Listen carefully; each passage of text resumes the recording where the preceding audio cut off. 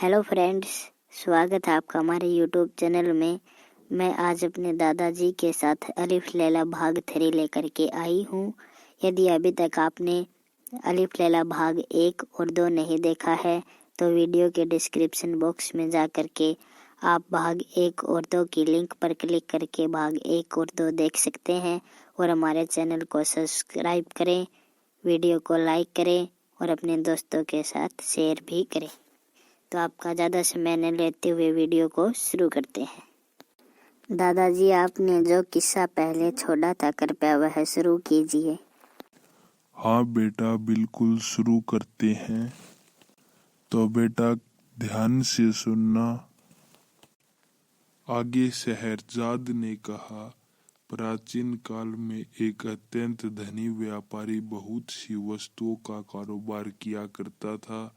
यद्यपि प्रत्येक स्थान पर उसकी कोठियां, गुमास्ते और नौकर चाकर रहते थे, तथापि वह स्वयं भी व्यापार के लिए देश विदेश की यात्रा किया करता था। एक बार उसे किसी विशेष कार्य के लिए अन्य स्थान पर जाना पड़ा। वह अकेला घोड़े पर बैठकर चल दिया। गंतव्य स्थान पर खाने पीने को कुछ भी नहीं मिलता था, इसलिए उसने एक खुर्जी में कुलचे और खजूर भर लिए। काम पूरा होने पर वह वापस लौटा। चौथे दिन सवेरे अपने मार्ग से कुछ दूर सघन वृक्षों के समीप एक निर्मल तड़ाग देखकर उसकी विश्राम करने की इच्छा हुई। वह घोड़े से उतरा और तालाब के किनारे बैठकर कुलचे और खजूर खाने लगा। जब पेट भर गया तो उसने जगह साफ करने के लिए खजूरों की गुठलियां इधर उधर फेंक दी और आराम करने लगा। इतने में उसे एक महाभयंकर दैत्य अपनी ओर बड़ी सी तलवार खींचे आता दिखाई दिया। पास आकर दैत्य क्रोध से गरज कर बोला, इधर आ, तुझे मारूंगा। व्यापारी उसका भयानक रूप देखकर और गर्जन सुनकर कांपने लगा और बोला, स्वामी, मैंने आपका क्या अपराध किया है कि आप मेरी हत्या कर रहे हैं? दैत्य ने कहा, तूने मेरे पुत्र की हत्या की है, मैं तेरी हत्या करूंगा। व्यापारी ने कहा, मैंने तो आपके पुत्र को देखा भी नहीं, मैंने उसे मारा किस तरह? दैत्य बोला, क्या तू अपना रास्ता छोड़कर इधर नहीं आया? क्या तूने अपनी झोली से निकाल कर खजूर नहीं खाए और उनकी गुठलियां इधर उधर नहीं फेंकी? व्यापारी ने कहा, आपकी बातें ठीक है, मैंने ऐसा ही किया है। दैत्य ने कहा, जब तू गुठलियां फेंक रहा था तो इतनी जोर से फेंक रहा था कि एक गुठली मेरे बेटे की आंख में लगी और बेचारे का उसी समय प्राणांत हो गया। अब मैं तुझे मारूंगा। व्यापारी बोला, स्वामी, मैंने आपके पुत्र को जानबूझकर तो मारा नहीं है, फिर मुझसे जो भूल हो गई है उसके लिए मैं आपके पैरों पर गिरकर क्षमा मांगता हूँ।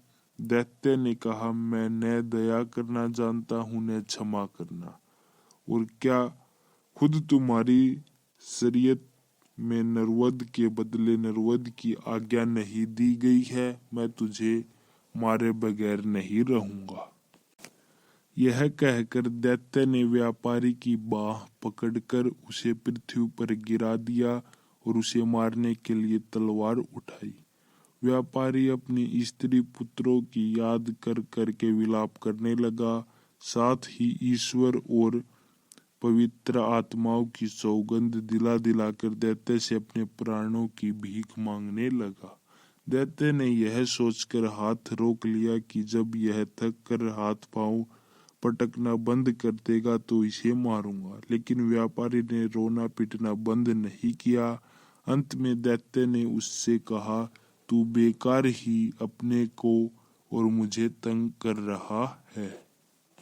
तो क्या दादाजी उसने उसे मार डाला? बेटा ध्यान से सुनो। तू अगर आंसू की जगह आंखों से खून बहाए तो भी मैं तुझे मार डालूंगा। व्यापारी ने कहा, कितने दुख की बात है कि आपको किसी भांति मुझ पर दया नहीं आती। आप एक दीन निष्पाप मनुष्य को अन्यायपूर्वक मारे डाल रहे हैं और मेरे रोने गिड़गिड़ाने का आप पर कोई प्रभाव नहीं होता। मुझे तो अब भी विश्वास नहीं होता कि आप मुझे मार डालेंगे। दैत्य ने कहा, नहीं, निश्चय ही मैं तुम्हें मार डालूंगा। इतने में सवेरा हो गया। शहरजाद इतनी कहानी कहकर चुप हो गई। उसने सोचा बादशाह के नमाज पढ़ने का समय हो गया है और उसके बाद वह दरबार को जाएगा। दुनियाजाद ने कहा, बहन, यह कितनी अच्छी कहानी थी। शहरजाद बोली, तुम्हें यह कहानी पसंद है? अभी तो कुछ नहीं, आगे तो और भी आश्चर्यप्रद है। तुम सुनोगी तो और भी खुश होगी। अगर बादशाह सलामत ने आज मुझे जीवित रहने दिया और फिर कहानी कहने की अनुमति दी तो कल रात मैं तुम्हें शेष कथा सुनाऊंगी, वरना भगवान के पास चली जाऊंगी। शहरयार को भी यह कहानी बेहद पसंद आई थी। उसने विचार किया कि जब तक कहानी पूरी न हो जाए शहरजाद को नहीं मरवाना चाहिए। इसलिए उसने उस दिन उसे प्राण दंड देने का इरादा छोड़ दिया। पलंग से उठकर वह नमाज पढ़ने गया और फिर दरबार में जा बैठा। शोक कातर मंत्री भी उपस्थित था। वह अपनी बेटी का भाग्य सोचकर सारी रात न सोया था। वह प्रतीक्षा में था कि शाही हुक्म हो तो मैं अपनी बेटी को ले जाकर जल्लाद के सुपुर्द करूं। किंतु उसे यह देखकर आश्चर्य हुआ कि बादशाह ने यह अत्याचारी आदेश नहीं दिया। शहरयार दिन भर राजकाज में व्यस्त रहा और रात को शहरजाद के साथ सो रहा। एक घड़ी रात रहे दुनियाजाद फिर जागी और उसने बड़ी बहन से कहा कि यदि तुम सोई नहीं हो तो वह कहानी आगे कहो। शहरयार भी जाग गया और बोला, यह ठीक कहती है, मैं भी व्यापारी और दैत्य की कहानी सुनना चाहता हूँ। तुम कहानी को आगे बढ़ाओ। शहरजाद ने फिर कहना शुरू किया। जब व्यापारी ने देखा कि दैत्य मुझे किसी प्रकार जीवित न छोड़ेगा तो उसने कहा, स्वामी, यदि आपने मुझे वध्य समझ ही लिया है और किसी भांति भी मुझे प्राण दान देने को तैयार नहीं है तो मुझे इतना अवसर तो दीजिए कि मैं घर जाकर अपने स्त्री पुत्रों से विदा ले लूं और अपनी संपत्ति अपने उत्तराधिकारियों में बांट आऊं ताकि मेरे पीछे उनमें संपत्ति को लेकर लड़ाई झगड़ा न हो। मैं प्रतिज्ञा करता हूँ कि यह सब करने के बाद मैं इसी स्थान पर पहुँच जाऊंगा। उस समय आप जो ठीक समझे वह मेरे साथ करे। दैत्य ने कहा, यदि मैं तुम्हें घर जाने दूं और तुम वापस न आओ फिर क्या होगा? व्यापारी बोला, मैं जो कहता हूँ उससे फिरता नहीं। फिर भी यदि आपको विश्वास न हो तो मैं उस भगवान की जिसने पृथ्वी आकाश आदि सब कुछ रचा है सौगंध खाकर कहता हूँ कि मैं घर से इस स्थान पर वापस आ जाऊंगा। दैत्य ने कहा, तुम्हें कितना समय चाहिए? व्यापारी ने कहा, मुझे केवल 1 वर्ष की मोहलत चाहिए जिससे मैं अपनी सारी जायदाद का प्रबंध करके आऊं और मरते समय मुझे कोई चिंता न रहे। मैं प्रतिज्ञा करता हूँ कि वर्षों उपरांत मैं इसी स्थान पर आकर स्वयं को आपके सुपुर्द कर दूंगा। दैत्य ने कहा, अच्छा, मैं तुम्हें 1 वर्ष के लिए जाने दूंगा, किंतु तुम यह प्रतिज्ञा ईश्वर को साक्षी देकर करो। व्यापारी ने ईश्वर की सौगंध खाकर प्रतिज्ञा दोहराई और दैत्य व्यापारी को उसी तालाब पर छोड़कर अंतर ध्यान हो गया। व्यापारी अपने घोड़े पर सवार होकर घर को चल दिया। रास्ते में व्यापारी की अजीब हालत रही। कभी तो वह इस बात से प्रसन्न होता कि वह अभी तक जीवित है और कभी 1 वर्ष बाद की निश्चित मृत्यु पर शोकातुर हो उठता था। जब वह घर पहुंचा तो उसकी पत्नी और बंधु बांधव उसे देखकर प्रसन्न हुए, किंतु वह उन लोगों को देखकर रोने लगा। वे लोग उसके विलाप से समझे कि उसे व्यापार में कोई भारी घाटा हुआ है या कोई और प्रिय वस्तु उसके हाथ से निकल गई है, जिससे उसका धैर्य जाता रहा है। फिर क्या हुआ दादाजी? फिर जब व्यापारी का चित्त संभला और उसके आंसू थमे, तो उसकी पत्नी ने कहा, हम लोग तो तुम्हें देखकर प्रसन्न हुए हैं, तुम क्यों इस तरह रो धो रहे हो? व्यापारी ने कहा, रोऊं धोऊं नहीं तो और क्या करूं, मेरी जिंदगी 1 ही वर्ष की और है। फिर उसने सारा हाल बताया और दैत्य के सामने ईश्वर को साक्षी देकर की गई अपनी प्रतिज्ञा का वर्णन किया। यह सारा हाल सुनकर वे सब भी रोने पीटने लगे, विशेषतः उसकी पत्नी सिर पीटने और बाल नोचने लगी और उसके लड़के बच्चे ऊंचे स्वर में विलाप करने लगे। वह दिन रोने पीटने में ही बीता। दूसरे दिन से व्यापारी ने अपना सांसारिक कार्य आरंभ कर दिया। उसने सबसे पहले अपने ऋणदाताओं का धन वापस किया। उसने अपने मित्रों को बहुमूल्य भेंटें दी, फकीरों साधुओं को जी भरकर दान किया, बहुत से दास दासियों को मुक्त किया।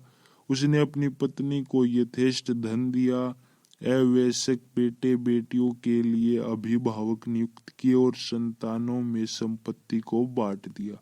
इन सारे प्रबंधों में 1 वर्ष बीत गया और वह अपनी प्रतिज्ञा निभाने के लिए दुखी मन से चल दिया। अपने कफन दफन के खर्च के लिए उसने कुछ रुपया अपने साथ रख लिया। उसके चलते समय सारे घर वाले उससे लिपट कर रोने लगे और कहने लगे कि हमें भी अपने साथ ले चलो ताकि हम भी तुम्हारे साथ प्राण दे दे। व्यापारी ने अपने चित्त को स्थिर किया और उन सब को धैर्य दिलाने के लिए कहने लगा, मैं भगवान की इच्छा के आगे सिर झुका रहा हूँ, तुम लोग भी धैर्य रखो। यह समझ लो कि एक दिन सभी की मृत्यु होनी है, मृत्यु से कोई भी नहीं बच सकता, इसलिए तुम लोग धैर्य पूर्वक अपना काम करो। अपने सगे संबंधियों से विदा लेकर व्यापारी चल दिया और कुछ समय के बाद उस स्थान पर पहुंच गया जहां उसने दैत्य से मिलने को कहा था। वह घोड़े से उतरा और तालाब के किनारे बैठकर दुखी मन से अपने हत्यारे दैत्य की राह देखने लगा। इतने में एक वृद्ध पुरुष एक हिरनी लिए हुए आया और व्यापारी से बोला, तुम इस निर्जन स्थान में कैसे आ गए? क्या तुम नहीं जानते कि बहुत से मनुष्य धोखे से इसे अच्छा विश्राम स्थल समझते हैं और यहाँ आकर दैत्यों के हाथों भांति भांति के दुख पाते हैं? व्यापारी ने कहा, आप ठीक कहते हैं, मैं भी इसी धोखे में पड़कर एक दैत्य का शिकार होने वाला हूँ। यह कहकर उसने बूढ़े को अपना सारा वृत्तांत बता दिया। बूढ़े ने आश्चर्य से कहा, यह तुमने ऐसी बात बताई जैसी संसार में अब तक किसी ने नहीं सुनी होगी। तुमने ईश्वर की जो सौगंध खाई थी उसे पूरा करने में प्राणों की भी चिंता नहीं की। तुम बड़े सत्यवान हो और तुम्हारी सत्यनिष्ठा की जितनी प्रशंसा की जाए कम है। अब मैं यहाँ ठहर कर देखूंगा कि दैत्य तुम्हारे साथ क्या करता है। फिर क्या हुआ दादाजी? फिर वे दोनों आपस में वार्तालाप करने लगे। इतने ही में एक और वृद्ध पुरुष आया जिसके हाथ में रस्सी थी और 2 काले कुत्ते उस रस्सी से बंधे हुए थे। वह उन दोनों से उनका हालचाल पूछने लगा। पहले बूढ़े व्यापारी का संपूर्ण वृत्तांत कहा और यह भी कहा कि मैं आगे का हाल चाल देखने यहाँ बैठा हूँ। दूसरा बूढ़ा भी यह सब सुनकर आश्चर्यचकित हुआ और वहीं बैठकर दोनों से बातें करने लगा। कुछ समय के उपरांत एक और बूढ़ा एक खच्चर लिए हुए आया और पहले दो बूढ़ों से पूछने लगा कि यह व्यापारी इतना दुखी होकर यहाँ क्यों बैठा है। दोनों ने उस व्यापारी का पूरा हाल कहा। तीसरे वृद्ध पुरुष ने वहां ठहरकर इस व्यापारी का अंत देखने की इच्छा प्रकट की, अतएव वह भी वहां बैठ गया।